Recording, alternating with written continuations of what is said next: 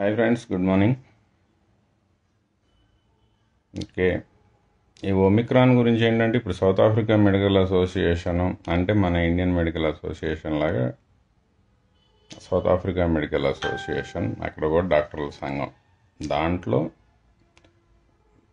ఒక డాక్టరు మైల్డ్గా ఉంటున్నాయి కేసులు అని చెప్పి ఆమె దగ్గరికి వచ్చిన కేసుల గురించి చెప్పింది. దాని మీద ఏంటంటే ఇప్పుడు మొత్తం ఒమిక్రాన్ మైల్డ్గానే ఉంటుంది అనే టైప్లో స్ప్రెడ్ చేస్తున్నారు.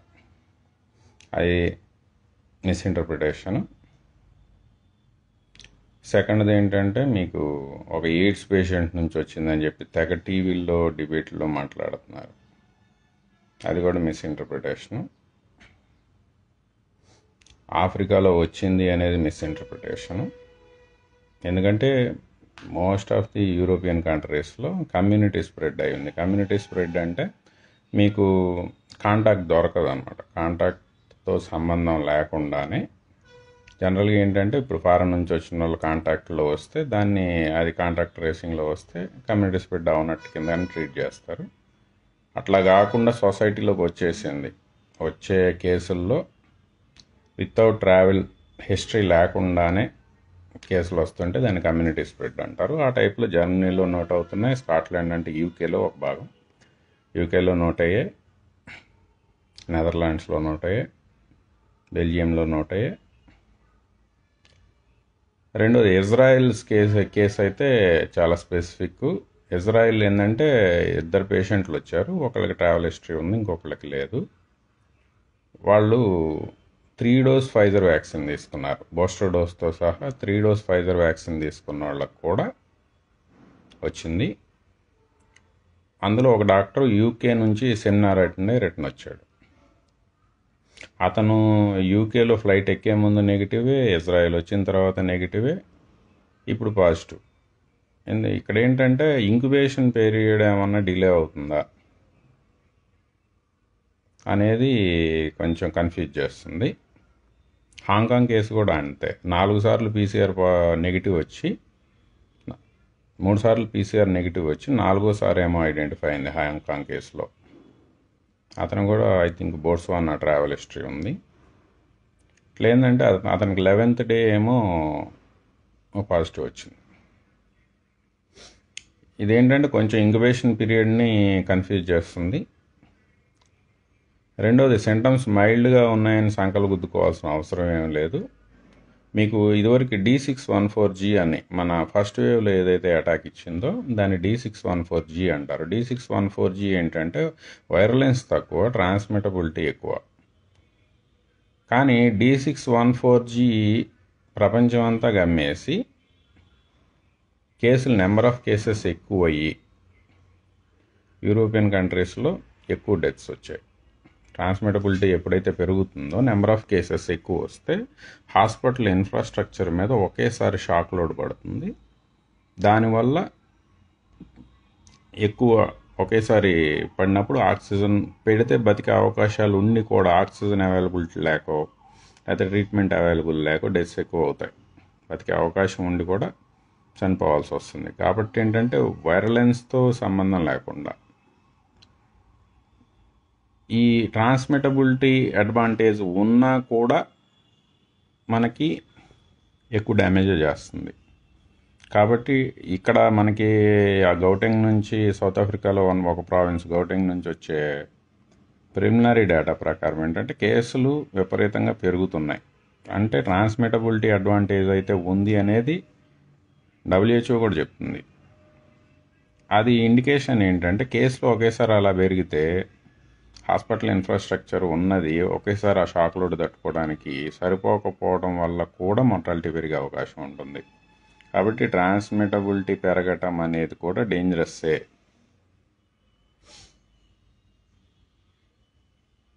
ఇనిషియల్గా కాకపోతే మైల్డ్ కేసులే వస్తున్నాయా అంటే ఒకటి ఓకే, మైల్డ్ కేసులు వచ్చి తగ్గిపోయినా కూడా ఆ లీనేజ్లో మళ్ళీ కొత్త వేరియంట్లు వైరలెన్స్ని పెంచుకోవడానికి అవకాశం వస్తుంది. ఎప్పుడైతే ట్రాన్స్మిషన్ పెరుగుతుందో మీకు కొత్త వేరియంట్లు రావడానికి అవకాశం కూడా పెరుగుతుంది. ఎప్పుడైతే హోస్ట్ నుంచి కొత్త హోస్ట్లోకి మారుతూ నెంబర్ ఆఫ్ హోస్ట్ మారుతుందో నెంబర్ ఆఫ్ వేరియంట్స్ రావడానికి అవకాశాలు కూడా పెరుగుతాయి. మనకి D614G అనుభవం అదే చెప్తుంది. D614G పెద్దగా ఏం చేయకపోయినా, ఏదైతే వుహాన్ వైరస్ వైల్డ్ టైప్ ఉందో దానికంటే D614G మైల్డ్, సింటమ్స్ మైల్డ్, అన్ని మైల్డ్. కానీ అది చేసిన డ్యామేజ్ ఏంటి అంటే ఒకేసారి షాక్ లోడ్ ఇచ్చి mortality పెంచింది. కొత్త మ్యూటేషన్లు రావడానికి ఆ D614G లీనేజ్లోనే ఆల్ఫా అయినా డెల్టా అయినా ఇవన్నీ కంటిన్యూ అయ్యాయి. అట్లాగే ఇప్పుడు వచ్చిన ఒమిక్రాన్లో నుంచి రేపు ఒమేగా రావడానికి అవకాశాలు పెరుగుతాయి, ఎందుకంటే ట్రాన్స్మిటబిలిటీ అడ్వాంటేజ్ ఉంది కాబట్టి. రెండోది, ఎప్పుడైతే స్పైక్ ప్రోటీన్లో 32 మ్యూటేషన్లు వచ్చాయో, ఆర్బిడిలో ఆర్బిఎంలో మెయిన్గా మ్యూటేషన్స్ వచ్చాయో, AC2 రిసెప్టర్తో అటాచ్మెంట్ పెరుగుతుంది అనేది పాత వేరియంట్లో ఉన్న ఈ మ్యూటేషన్లను అబ్జర్వ్ చేసినప్పుడు తెలుస్తుంది. అట్లాగే ఇమ్యూనో ఎస్కేప్ నేచర్ 484 కానీ 501 కానీ 417 కానీ 477 కానీ, అట్లాగే మన కర్నూలు వేరియంట్ అయిన N440K ఈ మ్యూటేషన్ కూడా ఒమిక్రాన్లో ఉంది. 440K వల్ల కానీ వీటన్నిటి వల్ల యాంటీబాడీ ఎస్కేప్ నేచర్ పెరుగుతుంది. అట్లాగే ఫ్యూరిన్ క్లీవేజ్ సైట్స్లో ఏవైతే మ్యూటేషన్స్ వచ్చాయో 3 చోట్ల వచ్చాయి, దానివల్ల క్లీవేజ్ స్పీడ్గా అవుతుంది. దానివల్ల తొందరగా AC2 రిసెప్టర్ అతుక్కోవడానికి క్లీవేజ్ కూడా హెల్ప్ అవుతుంది. ఫ్యూరిన్ కంట్రోల్ చేసుకోవడానికి యాజ్ యూజువల్గా మన వరాక్సిలిమిండికం పనిచేస్తుంది. TMPRSS2 ఇన్హిబిటర్లు అయిన బ్రామెక్సైన్ పనిచేస్తుంది. AC2 రిసెప్టర్తో అటాచ్మెంట్ పెరుగుతుంది, ఎందుకంటే సేమ్ డెల్టాలో ఉన్న మ్యూటేషన్స్ కూడా ఉన్నాయి కాబట్టి. ఇది ఎంట్రీ మెకానిజం వరకు. ఇన్ ఎడిషన్ టు దిస్, ఎండోజోమల్ రూట్లో కూడా ఫ్యూసోజెనిసిటీ అంటారు, ఫ్యూజన్, సెల్ ఫ్యూజన్ కూడా. ఎందుకంటే 681R ఉంది, 681H ఉంది. 681H ఉన్నప్పుడు ఏంటంటే ఫ్యూజన్ పెరుగుతుంది, డెల్టా మ్యూటేషన్ అది ఫ్యూజన్ ఫ్యూసోజెనిసిటీ అంటారు. దానివల్ల కూడా రిప్లికేషన్ పెరుగుతుంది. చూద్దాం ఇంకా. ఇవన్నీ ఏంటంటే పాత ఇదివరకు ఉన్న డేటాతో పోల్చుకున్నప్పుడు వచ్చే implications. In addition to this, additional mutations కొత్తవి కూడా ఉన్నాయి. ప్లస్ ఇవన్నీ కలిసినప్పుడు యాక్షన్ ఎలా ఉంటుంది అనేది కూడా చూడాలి. ఎందుకంటే డెల్టా ప్లస్ ఎప్పుడైతే 417లు 477లు వచ్చాయో డెల్టా ప్లస్లో భయపడ్డాం, కానీ డెల్టా ప్లస్కి ట్రాన్స్మిటబిలిటీ అడ్వాంటేజ్ పడిపోయింది. డెల్టా పెరిగినట్టు డెల్టా ప్లస్ పెరగలేదు. అట్లాగే ఇవన్నీ మిక్స్ అయినప్పుడు ఏమైనా వర్లెన్స్ తగ్గుతుందా అనేది కూడా చూద్దాం. కాకపోతే యాజ్ యూజువల్గా మీకు ఈ 3CL ప్రో ఇన్హిబిటర్లు వచ్చేసరికి, సరే మోల్నుపిరావిర్ అంటే 30% ఎఫికసీ, దాన్ని పక్క పెట్టేసేయండి. RDRP ఇన్హిబిటర్లు, రెమ్డెసివిర్లు, వాటి వర్కింగ్లన్నీ కూడా ఇదివరకే, ఎందుకంటే టైమ్లీ చేయలేం కాబట్టి. అట్లీస్ట్ ఏంటంటే హాస్పిటలైజ్ అయిన తర్వాత చేసే ఇన్హిబిటర్లు ఆల్రెడీ వైరల్ లోడ్ పెరిగిపోతుంది కాబట్టి తర్వాత చేసుకొని ఉపయోగం లేదు.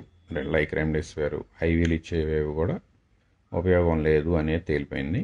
కాకపోతే ఇప్పుడు వారల్గా వచ్చిన వారల్ పిల్స్ ఏవైతే వచ్చాయో అవి కూడా ఇన్హిబిటర్లే.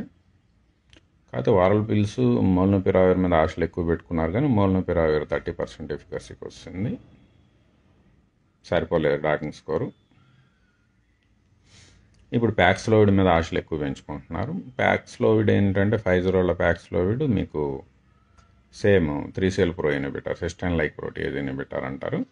ఎక్కడైతే సిస్టైన్ ఉంటుందో పోయి అక్కడ లాక్ అవుతుంది. కానీ ఈ ఒమిక్రాన్లో స్పెసిఫిక్గా ఏంటంటే ఈ పాత వైల్డ్ టైప్లో వాళ్ళు చెక్ చేసినప్పుడు P13L అనే మ్యూటేషన్ ఏదైతే పొజిషన్ ఉందో P13L దగ్గర 13th పొజిషన్లో లాక్ అయ్యేది ప్యాక్స్లోవిడ్. కానీ ఇప్పుడు ఆ P13Lలో P నుంచి Lగా మారింది 13th పొజిషన్లో, P13L అంటాం. అక్కడ మ్యూటేషన్ వచ్చింది కాబట్టి ప్యాక్స్లోవిడ్ ఎఫికసీ ఏమైనా తగ్గుతుందా అనే డౌటు ఆల్రెడీ రైజ్ అయింది. కాకపోతే దీనికి ఎన్ఎస్టెల్ సిస్టమ్ అయితే బాగా పనిచేస్తుంది. ఎందుకంటే 145 పొజిషన్ మ్యూటేషన్స్ లేవు. 145లో ఎన్ఎస్టెల్ సిస్టమ్ బాగా లాక్ అవుతుంది.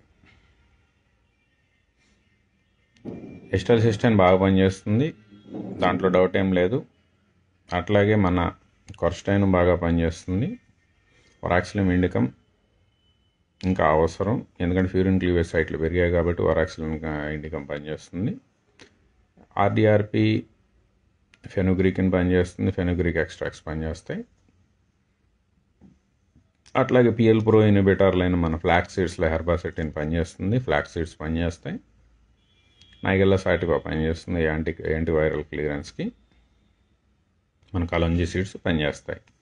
అట్లాగే మన దానిమ్మ తొక్కల్లో ఉన్నటువంటి పొంకాలిన్లు, ఎలాజిక్ యాసిడ్లు ఇవి కూడా పనిచేస్తాయి, డౌట్ ఏం పెట్టాల్సిన పని లేదు. అట్లాగే వరాక్సిలిన్ ఇండికంలో ఉన్న బైకాలిన్ 3CL ప్రో ఇన్హిబిటర్, ఇక్కడ బైకాలిన్ కానీ క్వర్స్టైన్ కానీ పొంకాలిన్ కానీ ఎలాజిక్ యాసిడ్ కానీ ఇవన్నీ కూడా ప్యాక్స్లో విడికి కంటే కూడా స్ట్రాంగ్ 3CL ప్రో ఇన్హిబిటర్స్. ఇది గుర్తుపెట్టుకోండి. మీకు ఒమిక్రాన్ యొక్క ఇప్పుడు వచ్చిన లిటరేచరు, మామూలు మీడియా రెగ్యులర్ మీడియాలో వచ్చే లిటరేచర్లో కూడా మీకు అర్థం అవ్వాల్సింది ఏంటంటే స్పైక్లో మ్యూటేషన్లు ఎక్కువగా వస్తున్నాయి. స్పైక్లో మ్యూటేషన్లు వచ్చినప్పుడల్లా వ్యాక్సిన్ కంపెనీలు మాది పనిచేస్తుందా పనిచేయదా అనే డౌట్లోకి వెళ్తున్నాయి. కానీ థెరపాటిక్స్ అంటే ఏవైతే డ్రగ్స్ ఉన్నాయో డ్రగ్స్ వరకు మెకానిజం ఇదే ఉంటుంది కాబట్టి ఇదివరకు ఉన్న ఎఫికసీలు ఈ వ్యాక్సిన్ల ఎఫికసీలు లాగా డ్రగ్ ఎఫికసీలు పడిపోవు. అది గుర్తుపెట్టుకోండి కంపల్సరీ. డ్రగ్స్ ఎప్పుడైతే మెకానిజంలోకి వెళ్ళి దాన్ని అడ్డుకుంటుంది కాబట్టి ఆ ప్రాసెస్ ఫాలో అవ్వాల్సిందే వైరస్. దాన్ని మనం ఆబ్లిగేట్ చేస్తున్నాం కాబట్టి డ్రగ్స్ మార్చుకోవాల్సిన అవసరం అంత త్వరగా రాదు. కానీ వ్యాక్సిన్ స్పైక్ ప్రోటీన్ని టార్గెట్ చేసుకొని తయారయ్యే వ్యాక్సిన్లు స్పైక్ ప్రోటీన్ మారినప్పుడల్లా ఎఫికసీలు మారిపోతూ ఉంటాయి, న్యూట్రలైజింగ్ యాంటీబాడీ టైట్రీలు పడిపోతూ ఉంటాయి. అది గుర్తుపెట్టుకోండి. నేను బేసిక్గా ఇక్కడ ఏంటంటే మన వ్యాక్సిన్ల మీద నేను కొంచెం పాజిటివ్గా లేకపోవడానికి కారణం ఇదే. ఆర్ఎన్ఏ ఫాస్ట్ మ్యూటేటింగ్ వైరస్ల మీద మ్యూటేషన్లు వచ్చినప్పుడల్లా ఎఫికసీలు చెక్ చేసుకోవటం, ఆ తర్వాత పనిచేస్తుందా లేదా అన్న సస్పెన్షన్లో ఉండటం, ఇది డిసీజ్ని కంట్రోల్ చేయటానికి ఈ త్రిశంకు స్వర్గం వల్ల ఉపయోగాలు ఉండవు. ఎందుకంటే ఇప్పుడు మీరు చూడండి, ఒమిక్రాన్ అసలు అది కనిపెట్టే లోపే 23 కంట్రీల్లో ఆల్రెడీ శాంపిల్స్ వచ్చాయి. అది కనిపెట్టే లోపే నెదర్లాండ్లో కమ్యూనిటీ ట్రాన్స్మిషన్ ఉంది, స్కాట్లాండ్లో కమ్యూనిటీ ట్రాన్స్మిషన్ ఉంది, జర్మనీలో కమ్యూనిటీ ట్రాన్స్మిషన్ ఉంది, ఇంకెన్ని చోట్ల ఉండదో తెలియదు. నైజీరియాలో కూడా ఉంది, సౌత్ ఆఫ్రికాలో ఉంది, బోట్స్వానాలో ఉంది. ఇన్ని చోట్ల కమ్యూనిటీ ట్రాన్స్మిషన్ లెవెల్కి వెళ్ళిపోయింది. అరే అది కనిపెట్టేలకే మీకు 4 రోజులు పట్టేస్తాయి. ఎలర్ట్ ఇచ్చి మళ్ళీ దాని మీద వ్యాక్సిన్ కంపెనీలు ఏం చెప్తున్నాయి, మాది చెక్ చేయడానికి పని చేస్తుందా లేదా చెక్ చేయడానికి 2 వీక్స్ టైం పడుతుంది. 2 వీక్స్ తర్వాత పని చేయకపోతే 100 డేస్లో మళ్ళీ కొత్త బూస్టర్ డోసులు ట్వీక్ చేస్తానికి ఎంఆర్ఏ స్పీడ్గా చేయొచ్చు కాబట్టి ట్వీకింగ్, ఎంఆర్ఎన్ఏలో 100 డేస్లో మేము ట్వీక్ చేస్తామని చెప్పి అనౌన్స్మెంట్లు ఇస్తున్నారు. అంటే దిస్ ప్రాసెస్ ఎంత టైం పడుతుంది? 4 to 5 months, 4 months పడుతుంది.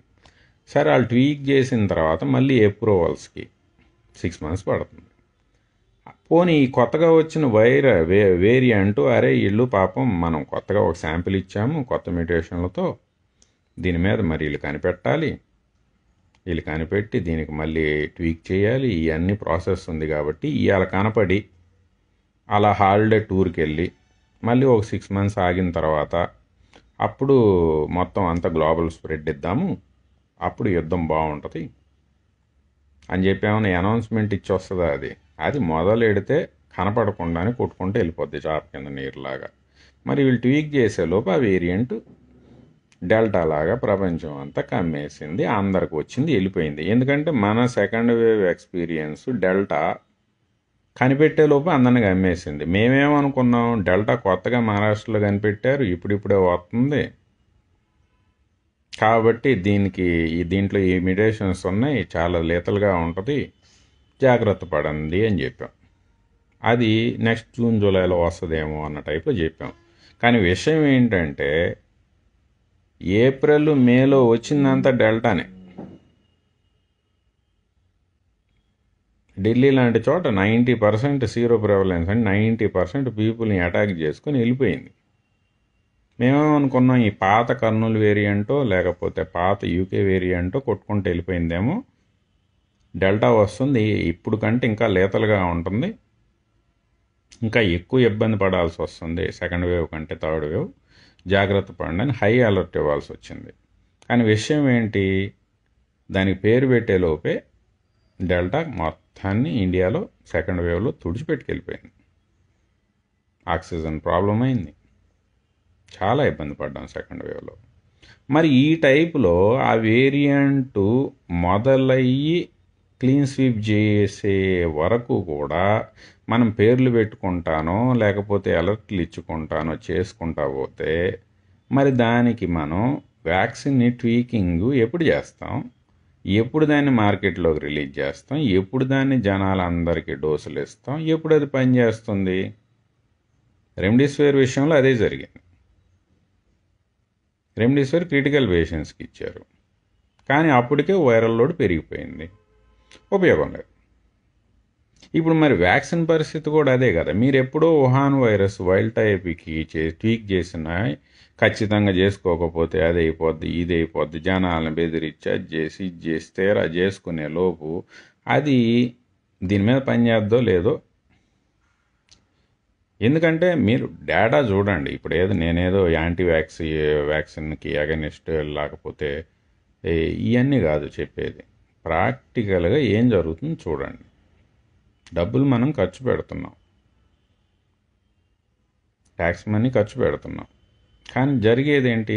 రెండోది, ఫాల్స్ ఎష్యూరెన్స్ ఇచ్చినందువల్ల ఏమవుతుంది, అందరు మాస్కులు కూడా బీగేసుకొని బయట తిరుగుతున్నారు.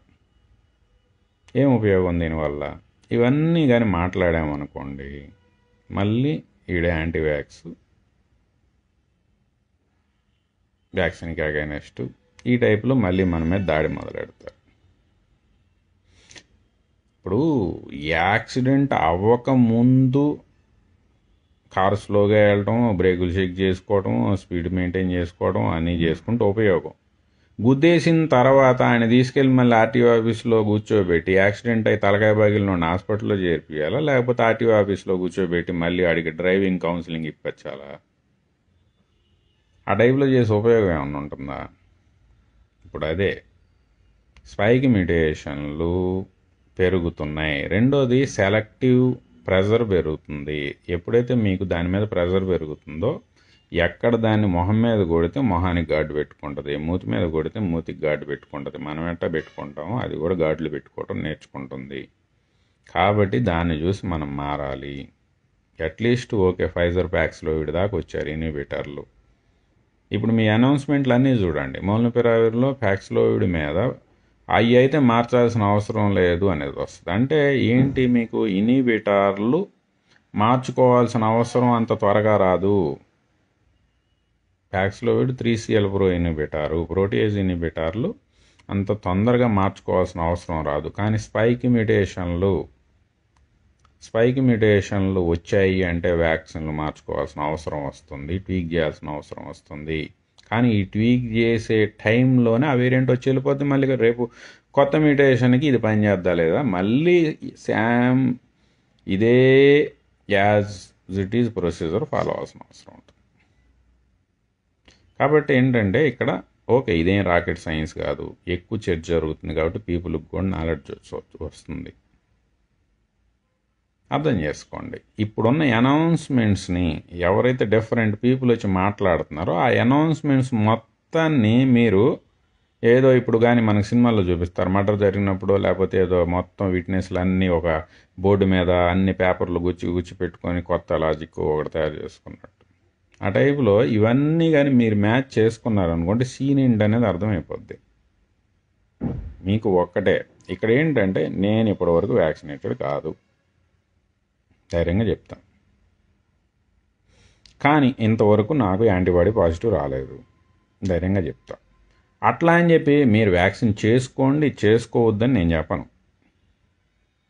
అట్లా అని చెప్పి నా గాలి మాటలని మీరు వ్యాక్సిన్ చేయించుకోకుండా ఉన్నారనుకోండి, అది కూడా కరెక్ట్ కాదు.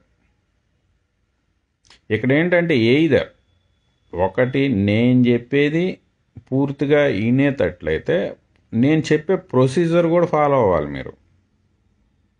ఏంటి ఇప్పుడు మిగతా ప్రపంచం అంతా బి సెల్ ఎమ్మటి యాంటీబాడీ ఎమ్మట పడుతుంది, నేను మాత్రం టీ సెల్ ఎమ్మట పడుతున్నా, లేకపోతే ఈ ప్రోటీయేజ్లు ఎమ్మట పడుతున్నా. వాళ్ళు యాంటీబాడీ ఇండ్యూస్ చేసుకుంటే ప్రొటెక్షన్ వాళ్ళు చెప్తున్నారు, నేను ప్రోటీయేజ్ ఇన్హిబిటార్లని ఇండ్యూస్ చేసుకుంటే ప్రొటెక్షన్ అని నేను చెప్తున్నా. అంతేగాని యాంటీబాడీలు పెంచుకోవద్దు అని చెప్పి నేను చెప్పట్లా. ఒకవేళ మీరు యాంటీబాడీలు పెంచుకోకుండా ఉంటే కంపల్సరీ ప్రోటీయేజ్ ఇన్హిబిటార్లు ఇండ్యూస్ చేసుకోవాలి, ఇదన్నా వాడాలి.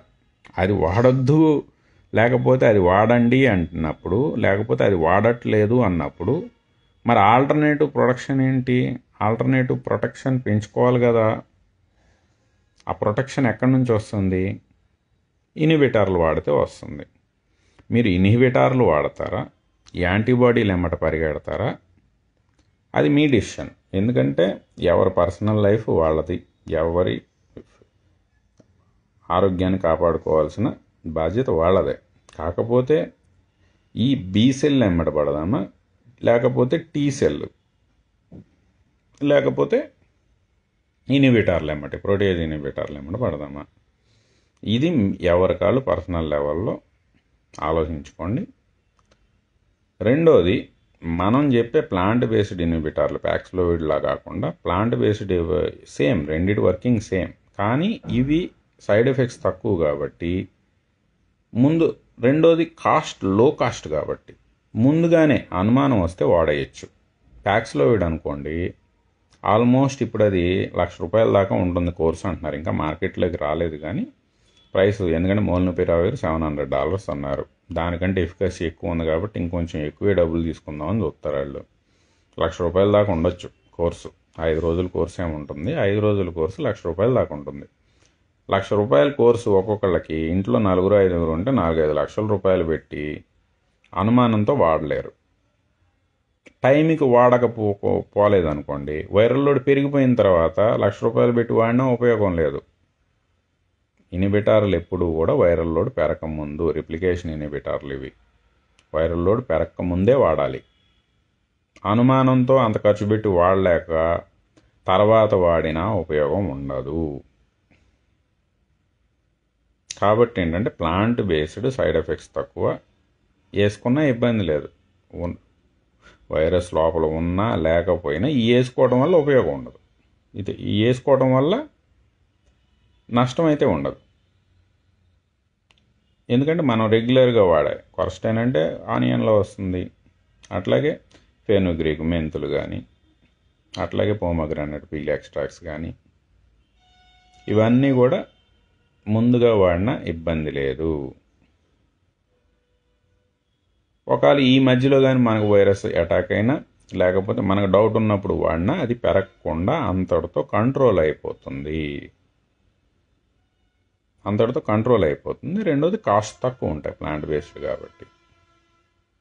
రెండోది మనం ఓపెన్ సోర్స్ చెప్తున్నాం కాబట్టి వీటి మీద పేటెంట్లు క్లెయిమ్ పెట్టి మళ్ళీ పేటెంటెడ్ కింద, ఇప్పుడు అదే కదా జరిగేది. ఇప్పుడు ప్యాక్స్లోవిడ్ మొత్తం ప్రొడక్షన్ కాస్ట్ ₹100 కూడా ఉండదు, కానీ పేటెంట్ ₹99,900 అవుతుంది.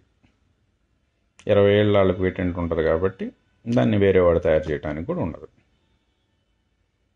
కానీ మనం చెప్పే ఏంటి, మన చుట్టుపక్కల ఉన్నాయి, ఎవరైనా వాడుకోవచ్చు. ఎక్స్ట్రాక్ట్స్ మార్కెట్లో కూడా దొరుకుతాయి. ఎవరైనా వాడుకోవచ్చు. ఓపెన్ సోర్స్లో చెప్తున్నాం కాబట్టి పేటెంట్ ఛార్జీలు లేవు కాబట్టి కాస్ట్ తక్కువగా ఉంటుంది. పొటెంట్గా, ఎందుకంటే దానికంటే కూడా ఇవి పొటెంట్ మాలిక్యూల్స్ అని చెప్పి డాకింగ్ స్కోర్లు చెప్తున్నాయి కాబట్టి దానికంటే పొటెంట్గా పనిచేస్తాయి.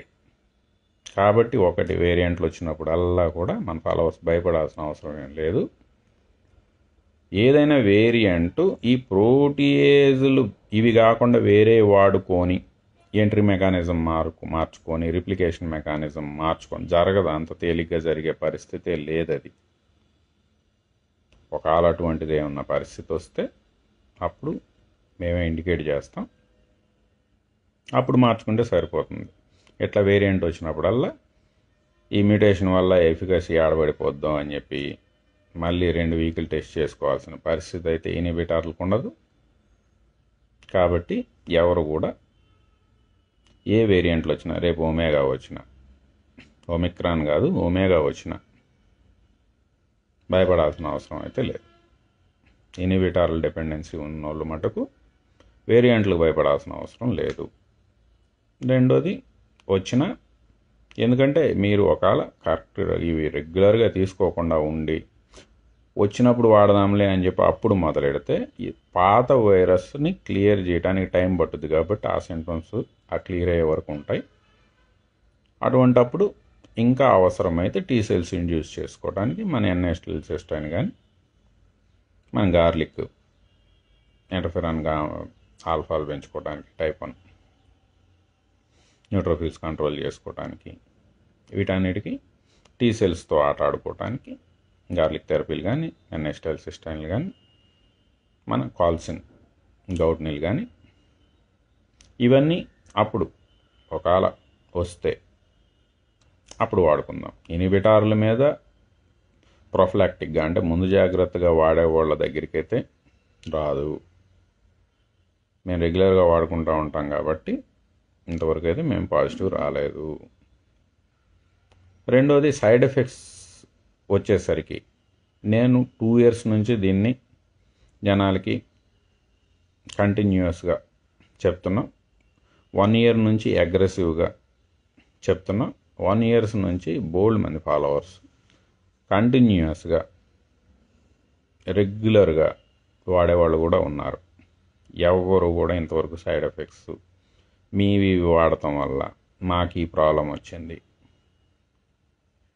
అనేది ఎంతవరకు రాలేదు. కొర్స్టైన్ రెగ్యులర్ వాడేవాళ్ళు ఉన్నారు, హెబిస్కస్ రెగ్యులర్ వాడేవాళ్ళు ఉన్నారు, సాగెటీస్ రెగ్యులర్ వాడేవాళ్ళు ఉన్నారు. ఇంకా పోమోగ్రానేట్ కలోంజీ ఇవి అయితే మనము గార్లిక్ ఇవి అయితే ఓన్లీ అప్పుడే వాడమని చెప్తాం. ఇంత రెగ్యులర్గా ఇన్ని రోజుల నుంచి వాడుతూ ఉన్నా కానీ మాకు సీరియస్ సైడ్ ఎఫెక్ట్స్ ఇవి వచ్చాయి అని చెప్పిన వాళ్ళు లేరు. ఇంకా పాత బోల్డ్ డిసీజెస్ క్లియర్ అయ్యాయి అని నోటిఫై చేసి మాకు తగ్గింది, మిగతా వాళ్ళకి కూడా ఈ మాట చెప్పండి సార్, వాళ్ళు కూడా బయటపడతారేమో అని చెప్పిన వాళ్ళే తప్ప నెగిటివ్గా మాకు సీరియస్ కాంప్లికేషన్స్ ఇవి వాడటం వల్ల వచ్చాయి. మంత్స్ టుగెదర్ వాడారు వాళ్ళు, 6 months కంటిన్యూస్గా వాడిన వాళ్ళు ఉన్నారు. ఓకే, ఇంకా పాత వేరే ఏమన్నా ఉంటే క్లియర్ అయ్యే తప్ప ఇబ్బంది వచ్చిన వాళ్ళు ఎవరు లేరు.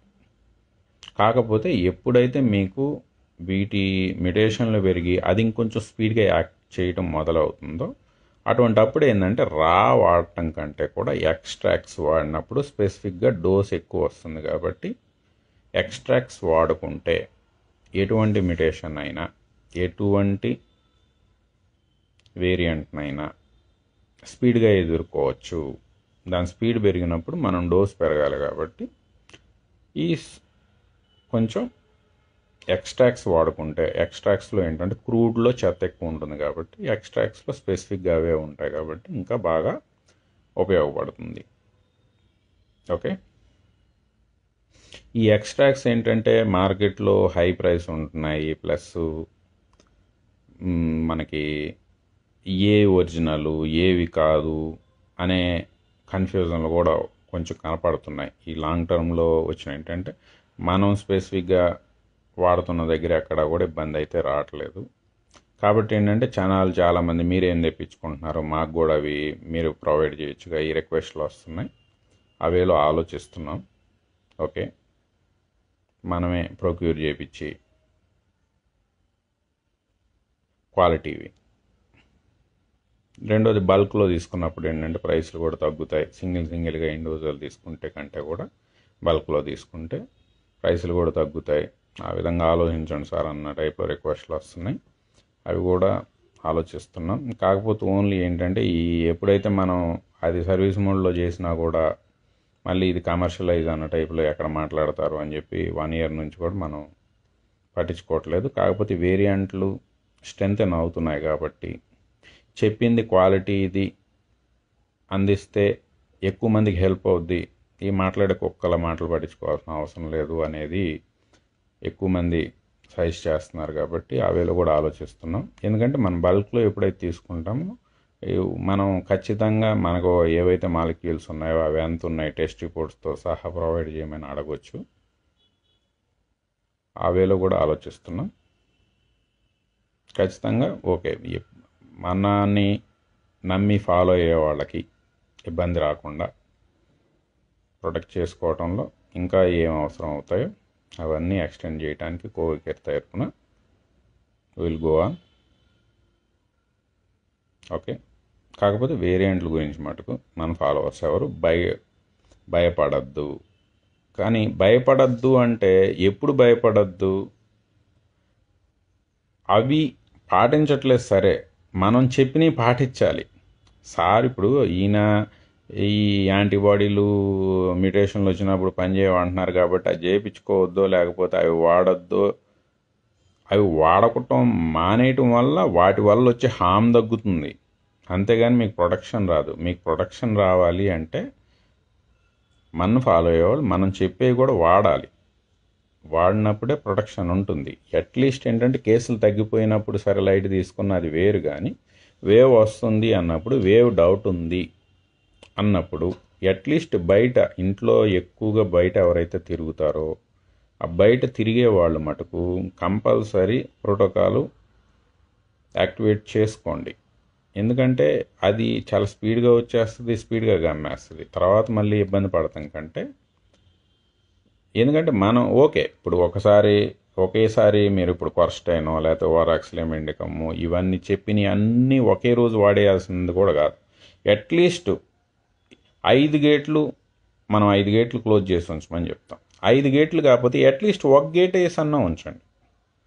ఒక గేట్ అన్న లాక్ అండ్ కీలో సెల్ లాక్డౌన్లో మనం చెప్పిన 5 గేట్లు క్లోజ్ చేసుకుంటే ఫుల్ ప్రొటెక్షన్ ఉంటుంది.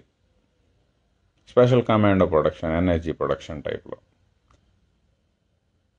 అట్లీస్ట్ ఏంటంటే ఈ లేజర్ టైం కేసులు తక్కువ ఉన్నాయి, స్ప్రెడ్ తక్కువ ఉంది అన్న టైంలో అట్లీస్ట్ ఒక గేట్ అయినా, లైక్ క్వర్స్టైన్ అయినా రెగ్యులర్గా వాడండి, లేకపోతే 1 week క్వర్స్టైన్ వాడండి, ఒక 1 week ఒరాక్సిలియం ఇండికమ్ వాడండి. ఇట్లా మనం చెప్పిన 5 గేట్లు 5 weeks మారుస్తూ ఉండండి. మరీ రెగ్యులర్గా 5 వేసేసి మళ్ళీ ఏదైనా కానీ లాంగ్ టర్మ్ వాడితే అవి టాక్సికే అవుతాయి. కాబట్టి ఏంటంటే 1 week ఒక్కోసారి మారుస్తూ ఉండండి. అట్లీస్ట్ 1 gate అయినా రెగ్యులర్గా క్లోజ్లో ఉంచండి. అప్పుడేంటంటే ఒకవేళ ఇన్ఫెక్ట్ అయినా రిప్లికేషన్ పెరగదు, స్పీడ్గా రిప్లికేట్ అవ్వదు. ఎప్పుడైతే వైరల్ లోడ్ పెరగదో దానివల్ల ఎక్కువ మనం ఇబ్బంది పడం. రెండోది పక్కన వాళ్ళకి ఎప్పుడైతే మీకు వైరల్ లోడ్ ఎక్కువ లేదో పక్కన వాళ్ళకి అంటించడం కూడా తగ్గుతుంది. మీకు ఇక్కడ వ్యాక్సిన్ ఏంటి, వ్యాక్సిన్ ట్రాన్స్మిటబిలిటీ ఆపట్ల, ఎందుకంటే అది రిప్లికేషన్ ఆపట్ల. అసలు ఆ చెప్పే మెకానిజం ఏంటో కూడా నాకైతే ఇంతవరకు వ్యాక్సిన్ కంపెనీలు చెప్తున్న మెకానిజం, నేను చదువుకున్న వ్యాక్సిన్ల గురించి ఉన్న మెకానిజంకి ఈ రెండింటికి పోలికే లేదు. మళ్ళీ ఇది కూడా దాని మీద పూర్తి కాంట్రడిక్టింగ్ స్టేట్మెంట్ అవ్వచ్చు. కాకపోతే వాళ్ళు ఇప్పుడు ఎందుకు నేను జస్ట్ ఈ 2 daysలో mRNA వ్యాక్సిన్కి సంబంధించి ఐ థింక్ మడోనానో ఫైజర్ వాళ్ళు ఒక వీడియో రిలీజ్ చేశారు.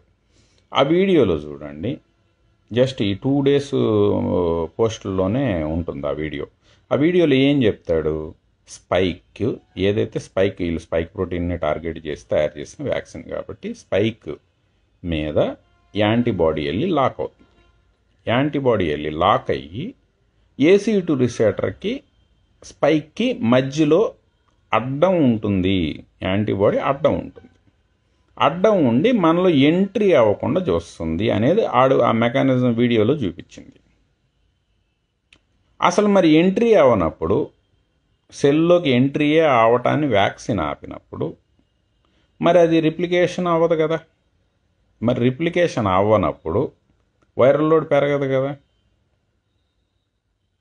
కానీ స్టడీస్ ఏం చెప్తున్నాయి, వ్యాక్సినేటెడ్ అన్వ్యాక్సినేటెడ్ ఇద్దరిలో వైరల్ లోడ్ సేమ్, ట్రాన్స్మిషను అంటిస్తారు. ఎందుకు ఇప్పుడు ఓమిక్రాన్ చూపిస్తుంది కదా, ఏరోప్లేన్లో విమానాలు ఎక్కిన వాళ్ళంతా వ్యాక్సిన్ పాస్పోర్ట్ ఉన్నోళ్ళే. మరి ఎలా తీసుకెళ్లారు? ఇప్పుడు ఆ ఇజ్రాయెల్ క్యాండిడేట్ అయితే బూస్టర్ డోస్ కూడా, 3rd షాట్ కూడా అయింది. అంటే ట్రాన్స్మిషన్ మాది ఆపదు, ఇన్ఫెక్ట్ అవ్వకుండా వ్యాక్సిన్లు ఆపని వాళ్ళే చెప్తున్నారు. ఇన్ఫెక్ట్ అవ్వకుండా ఆపదని చెప్తున్నారు. రిప్లికేషన్ ఆపదు, వైరల్ లోడ్లు పెరుగుతాయి, ఓన్లీ హాస్పిటలైజేషన్, డెత్ ఉండదు అంటున్నారు. హాస్పిటలైజేషను డెత్ను ఆపేది T-సెల్ ఇమ్యూనిటీ.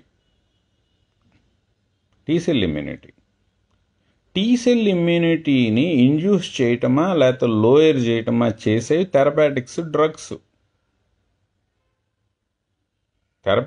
డ్రగ్స్ ఆ పని చేస్తాయి. ఇప్పుడు IL-6 లేచిపోయింది, డెక్సామెథాసోన్ మెథైల్ప్రెడిజోన్ కొడితే డౌన్ అవుతుంది.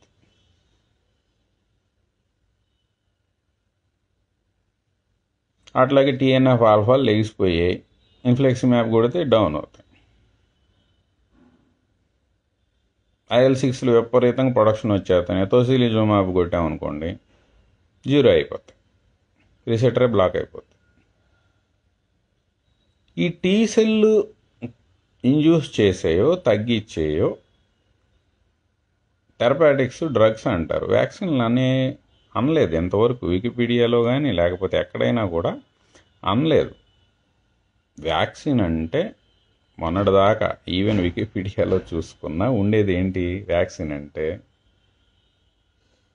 వ్యాక్సిన్ వల్ల మామూలుగా అయితే యాంటీబాడీ ఒక కొత్త ప్యాథోజన్ లేకపోతే కొత్త ఫారెన్ బాడీ మన బాడీలో ఎంటర్ అయినప్పుడు అది కొత్తది కాబట్టి దాని మీద అటాక్ చేయడానికి, మన ఇమ్యూనో డిఫెన్స్ చేయడానికి, లేకపోతే యాంటీబాడీ ఏంటంటే యాంటీబాడీలు డిఫరెంట్ టైప్ ఉంటాయి, అవి వెళ్ళి దాన్ని యాంటీజెన్లకి లాక్ అవుతాయి. ఆ లాక్ అయ్యి ఏ టైప్ ఆఫ్ లాక్ అయితే, ఇప్పుడు మన తాళంకి అందరి దగ్గర తాళాలు ఉంటాయి, ఒక ఇంటికి ఒక తాళం మాత్రమే పెట్టి తీస్తే ఆ తాళం ఓపెన్ అవుతుంది. ఆ టైప్లో ఏ తాళం పెడితే అది లాక్ అవుతుంది, ఏ తాళం పెడితే అది ఓపెన్ అవుతుందో అనే తాళం కనిపెడటానికి మన బాడీలో ఉన్న B సెల్స్కి ఆ టైప్ ఆఫ్ తాళం తయారు చేయడానికి 10 to 15 days టైం పడుతుంది. ఈ లోపే డిసీజ్ పెరిగిపోతుంది కాబట్టి యాంటీబాడీ వచ్చేలోపు డిసీజు రిప్లికేషన్ పెరుగుతూ ఉంటుంది. ఎప్పుడైతే కరెక్ట్ లాక్ అయ్యే యాంటీబాడీ వచ్చిందో ఆ రోజు నుంచి డిసీజు క్లియర్ అవటం మొదలవుతుంది. ఈ టైం పడుతుంది కాబట్టి ఈ 10 daysలో పేషెంట్ బాగా క్రిటికల్ కండిషన్లోకి వెళ్ళిపోతున్నాడు కాబట్టి ఏ టైప్ ఆఫ్ యాంటీబాడీ అయితే లాక్ అవుతుందో దాన్ని మన బాడీకి ముందుగానే ఒక ఇనాక్టివేటెడ్ వర్షన్లోనో లేకపోతే mRNA స్పైక్ ప్రోటీన్ రూపంలోనో ఇనాక్టివేటర్ రూపంలో మనం ముందుగానే ఆ ప్యాథోజిన్ ఫోటోని, దొంగ ఫోటోని ఒకసారి మన పోలీసు యాంటీబాడీకి చూపించడమే వ్యాక్సినేషన్ అనేది ఇదివరకటి పాత సైన్స్ చెప్తుంది. దొంగ ఫోటోని చూపించి వీడు కానీ కనపడితే మీ లగేజ్ జాగ్రత్త పరచుకోండి అనేది ఇదివరకటి ఉన్న డెఫినేషన్. కానీ ఇప్పుడు ఆ డెఫినేషన్లు, సైన్స్, రూల్స్ మొత్తం మార్చేశారు. ఇప్పుడేంటి, ఇదిగో నిన్నేమో మడోన్న వాళ్ళు ఓమిక్రాన్ని మా పోలీసులు పసిగట్టలేరేమో అని వాళ్ళ సీఈఓ చెప్తాడు. ఏమన్నా ఫైజర్ వాళ్ళు వచ్చి మా పోలీసులు పసిగట్టలేరు కానీ మా ఎన్ఐఏ డిపార్ట్మెంట్ మటుకు, ఎన్ఐఏ అంటే టీ సెల్స్ మటుకు పసిగడతాయి, దానివల్ల సివియారిటీ తక్కువ. అసలు వ్యాక్సిన్లు వాళ్ళు టీ సెల్స్ జోలికి ఎందుకు వెళ్తున్నారు? వీళ్ళు వ్యాక్సిన్ అంటే మన పాత తెలిసిన కథ అంతా యాంటీబాడీ. అసలు వ్యాక్సిన్ మార్కెట్లోకి రానప్పుడు వ్యాక్సిన్ల గురించి వీళ్ళు చెప్పిన డిఫరెంట్ ప్రెస్ స్టేట్మెంట్లు కానీ డిఫరెంట్ అనౌన్స్మెంట్లు కానీ చూడండి. యాంటీబాడీ గురించి మాత్రమే మాట్లాడతారు. టీ సెల్ అనేది మాట అనేది ఉండదు. ఎప్పుడైతే వీళ్ళ ఎఫికసీలు రాలేదో అప్పటి నుంచి ఈ సొల్లు మొదలైంది, ఈ టీ సెల్ సొల్లు మొదలైంది. టీ సెల్ ఇండ్యూస్ చేయాలన్నా, డౌన్లు చేసుకోవాలి లేకపోతే పెంచుకోవాలి అన్నా అదంతా కూడా డ్రగ్స్తో టార్గెట్ చేసుకునే పని, మన ఓన్ ఇమ్యూనిటీ చేసే పని, అయితే డ్రగ్స్తో టార్గెట్ చేసుకునే పని. దానికి ఈ వ్యాక్సిన్లో చూపించే ప్యాథోజన్కి సంబంధాలు ఉండవు. రెండోది, మీరు చూపించే, సరే మీ టీ సెల్ భాషలోనే మాట్లాడుకుందాము అంటే, మీరు టీ సెల్ మీరేంటి ఇనాక్టివేటెడ్ వైరస్ని చూపించినప్పుడు, లేకపోతే సేమ్ జిరాక్స్ కాపీ కోవిడ్ వైరస్కి స్పైక్ ప్రోటీనో లేకపోతే ఇంకోటో చూపించినప్పుడు దానికి టీ సెల్స్ వైల్డ్ టైప్ వైరస్కి ఎలా రెస్పాండ్ అవుతాయో మన బాడీలో ఉన్న టీ సెల్స్ మీరు చూపించే జిరాక్స్ కాపీకి కూడా అదే టైప్లో రెస్పాండ్ అవుతాయి. అంటే what it means, it harms. మనకి most of the covid deaths దేనివల్ల అవుతాయి?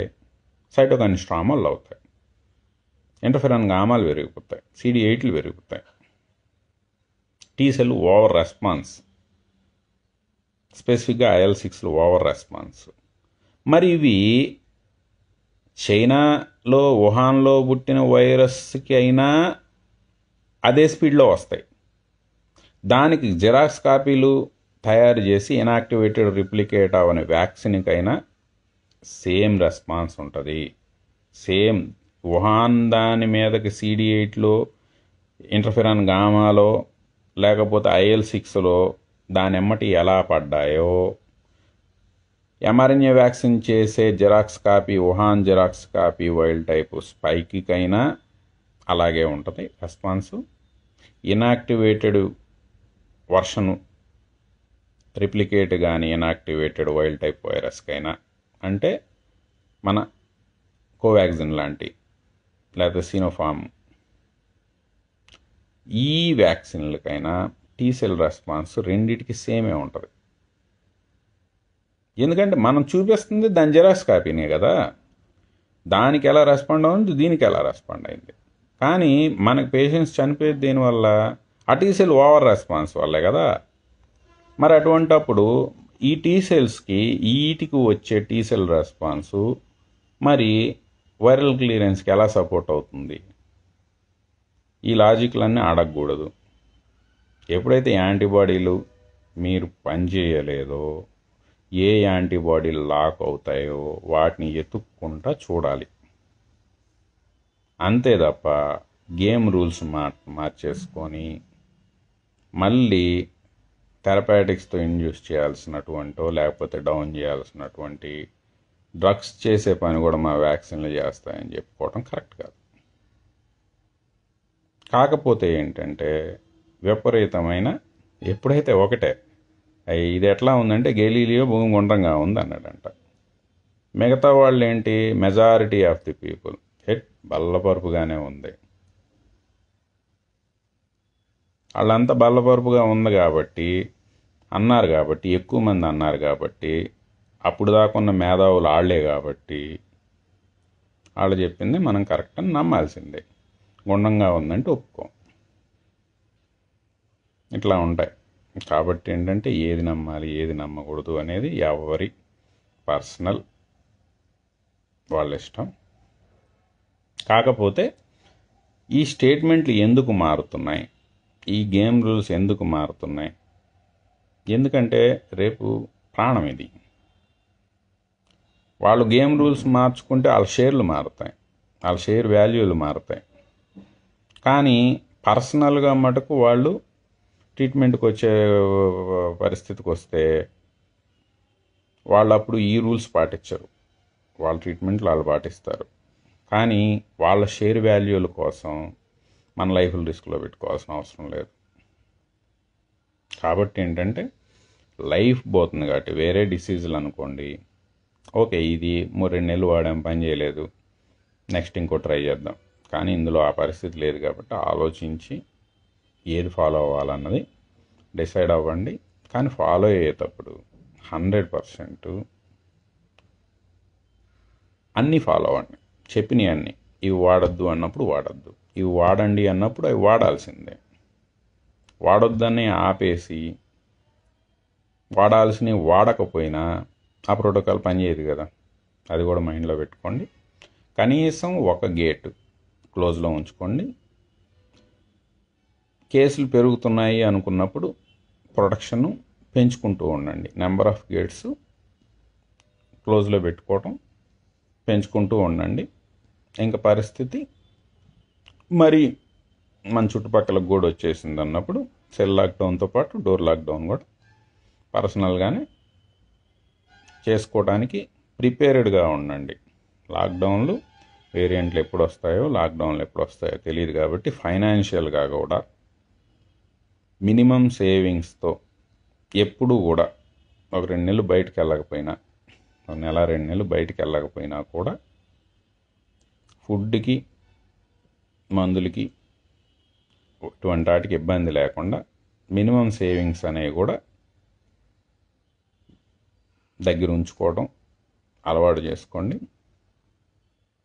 డబ్బులు సేవ్ చేసుకోండి, డ్రగ్స్ సేవ్ చేసుకోండి.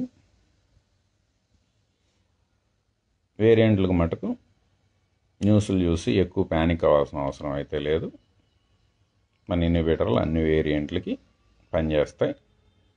ఏదో ఊరక స్టేట్మెంట్లు ఇవ్వటం కాదు, సింపుల్ ప్యాక్స్లోవిడ్ని ఫాలో అవ్వండి. ఎందుకంటే మనం ఏవైతే చెప్పే ప్రోటీయేజ్ ఇన్హిబిటర్లు ఉన్నాయో ఫైజర్ ప్యాక్స్లోవిడ్ కూడా మనం ఇదివరకు చెప్పే మెకానిజంని ఫాలో అవుతుంది. కాబట్టి మొన్నటిదాకా అర్థం కాలేదు కాబట్టి ఇప్పుడు అట్లీస్ట్ మన వాటికి ఈక్వలెంట్ కానీ ఇంకో డ్రగ్ మార్కెట్లో ₹1,00,000 తిరుగుతుంది కాబట్టి రెండిటి mechanism same. 3CL Pro inhibitor Paxlovid, Pfizer వాళ్ళ వారల్ పిల్లు కోర్సు ₹1,00,000. సేమ్ అదే టైప్లో 3CL Pro ఇన్హిబిటారు మన వరాక్సిలిండికంలో ఉన్న బైకాలిన్ కానీ పొంకాలిన్ కానీ అలాజిక్ యాసిడ్ కానీ ఫెనుగ్రీకిన్ RDRP ఇన్హిబిటారు, ఇవన్నీ కూడా ఇన్హిబిటార్లు. ఇప్పుడు కూడా వీళ్ళు మెల్లమెల్లగా మోల్నుపిరావిర్ అయితే RDRP ఇన్హిబిటార్, రెమ్డెసివిర్ లాంటిది. కాకపోతే అది IV ఇచ్చేవాళ్ళు, ఇది నోట్లో వేసుకునే గోళీ లాంటిది మోల్నుపిరావిర్. కానీ ఎఫికసీ 30% పడిపోయింది, ఎందుకంటే రైట్ టైం యూజ్ చేయటం కుదరదు కాబట్టి. ఓకే, ప్రస్తుతానికి ఇవి అప్డేట్స్. ఇంకా రెగ్యులర్ ఏమన్నా ఉంటే ఎప్పటికప్పుడు అప్డేట్ చేస్తాం. కాదు ఇప్పుడున్న వేరే ఇష్యూస్ వల్ల ఇదివరకులా కోవికేర్ మటుకు అంత సర్వీస్ చేయలేకపోవచ్చు. ఎందుకంటే వచ్చే వాలంటీర్స్ కానీ ఏదైనా కూడా ఇంత లాంగ్ టర్ము అంటే ఫ్రీ సర్వీస్కి ఎవరు ముందుకు రారు. ఏదో ఒక వరదలు వచ్చాయి వెళ్ళి ఒక వారం రోజులు సర్వీస్ చేసామంటే వస్తారు, కానీ సంవత్సరాలు మనకి సర్వీస్ చేయడానికి మీ పనులు ఆపుకొని రండి అంటే నాకులాగా అందరు రారు. కాబట్టి ఇదివరకు ఇట్లాగా చేయలేకపోవచ్చు. కానీ వేవ్ వచ్చినప్పుడు ఎంతమంది ముందుకు వస్తే అంతమందితో చేయగలిసిన అంతవరకు మటుకు చేయగలుగుతాం. Okay, thank you all of you.